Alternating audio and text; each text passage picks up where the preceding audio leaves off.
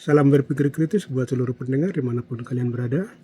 Mari pada video kali ini tuh kita bicara tentang leluconnya Prabowo. Jadi Prabowo berusaha untuk bikin lelucon yang seakan-akan Indonesia itu menjadi negara terbahagia, negara paling bahagia nomor 1 di dunia. Mari kita saksikan leluconnya. Baru saja keluar sebuah survei dunia yang dilakukan bersama oleh Harvard University dan Gallup Poll, di mana dari hampir 200 negara yang rakyatnya setelah ditanya menjawab bahwa rakyat tersebut mengalami bahagia.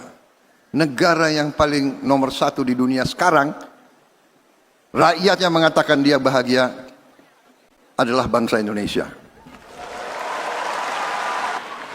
Ini mengharukan bagi saya, karena saya paham bahwa sebagian besar rakyat kita sesungguhnya masih mengalami kehidupan yang sangat-sangat sederhana, yang berada dalam keadaan harus kita akui, keadaan yang belum sesungguhnya sejahtera.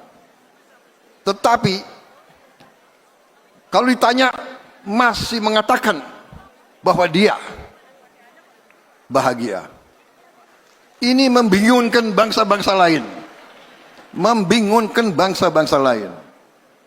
dan juga mengharukan bagi saya. Baik, teman-teman, para pendengar dimanapun kalian berada, setelah kita ikuti dan dengar lelucon dia, ini kan parah sekali.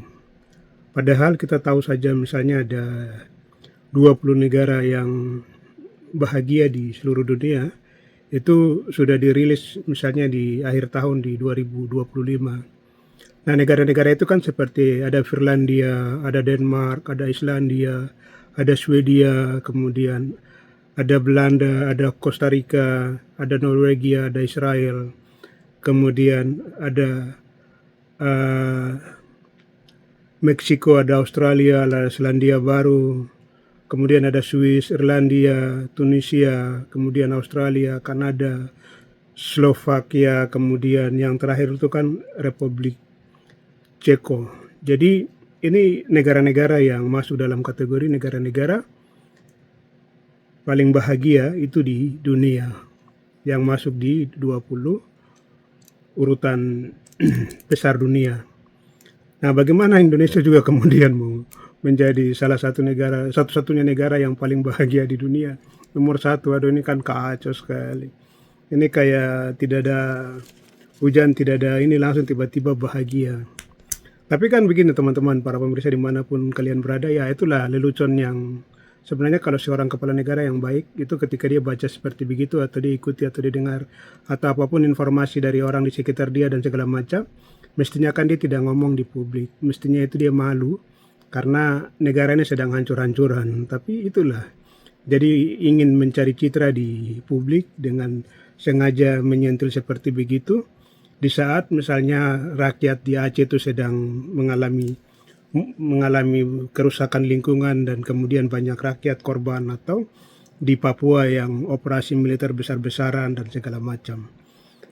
Nah, bagaimana kemudian Indonesia itu bisa disebut sebagai negara bahagia sementara hutannya itu dikasih hancur oleh negara melalui kebijakan negara, seperti hutan diganti dengan kelapa sawit, kemudian ada proyek ini, proyek itu yang sebenarnya sasarannya itu adalah untuk menghancurkan hutan, kemudian lingkungan dan segala macam. Atau yang kedua misalnya adanya kejahatan dan pelanggaran HAM yang sangat tinggi, tapi kemudian dibilang itu bahagia.